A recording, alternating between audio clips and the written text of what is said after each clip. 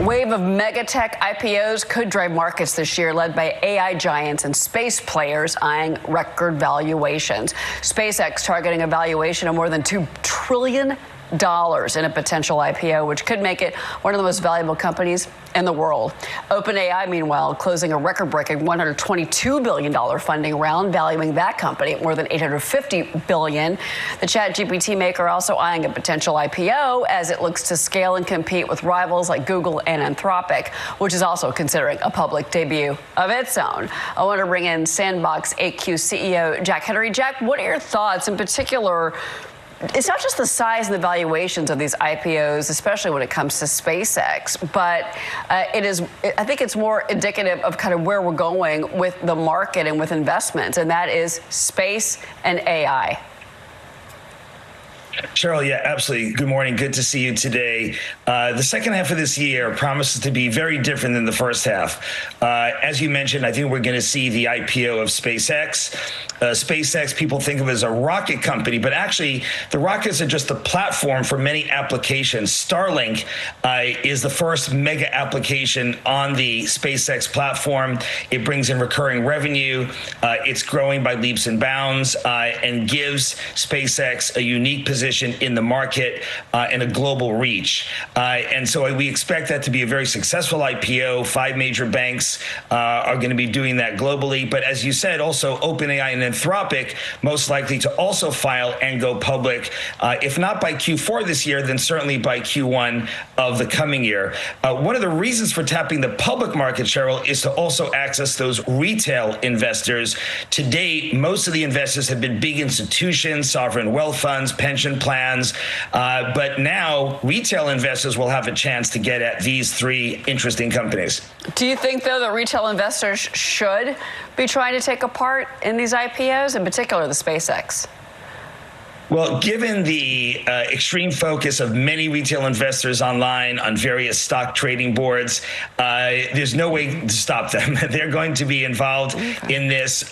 We hear that up to 30% of the IPO raise may be allocated towards the retail investor. And each of the banks that is involved in raising money for SpaceX in this upcoming IPO have extensive retail arms that they can tap into, be it high net worth, but also even retail beyond that.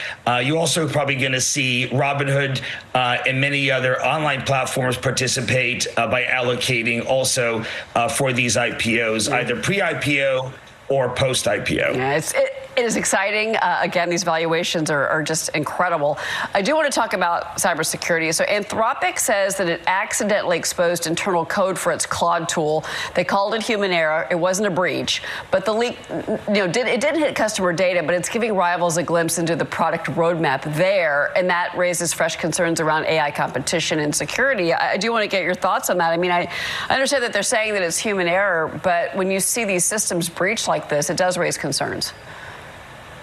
Well, the bigger picture, that particular case was human error, but Anthropic's more interesting announcement was back in November 13 of this past year when they, and we applaud them for doing this, came forward and said that a state-sponsored hacker from overseas attempted to get into 30 of their customers who are using Anthropic Claude via the use of that AI. And so there's definitely a very big concern as we look towards AI agents now, Cheryl, that are now proliferating across large companies and small. Agents can definitely provide you a lot of productivity and potentially increase in revenue and earnings, but they also come with cyber caution because they have the keys to the kingdom in your company, and they can actually expose a lot of the crown jewels of the company. And so that's why we have announced at the RSA conference just 2 weeks ago, Active Guard for AI agents to make sure the AI agents remain productive members of the company and not vectors of cyber attack in the company. All right, yeah, let's get into this. Okay, so you launched this Active Guard, these guardrails. This expands monitoring, and this helps enterprises manage any hidden risks in the age of agentic AI. And the platform can identify any unseen AI usage, enforce real-time controls, and protect against threats like any kind of data leaks or anything else. But I think one of the things that you talk about when you say security threats is post-quantum security. Explain that and why that you think is such a critical threat that we need to focus on. That's exactly correct, Cheryl. We have the agentic AI issue where, again, a lot of positivity, but also great cyber danger, and we need to all address that. But in the last week, a lot of news in the post-quantum era. As we all know, quantum computers are getting better and better, and it was initially thought it would be in the 2030s when quantum computers would break all the cyber protocols that we use every single day in e-commerce, banking, telco, the energy grid, the government with its confidential information. But it turns out two major announcements in the past week coming independently of each other bring forward Q-Day. Q-Day is the day that quantum breaks RSA, breaks ECC and other protocols. Q-Day is now thought to be by us and by other experts to be in 2029. That's literally 36 months from today.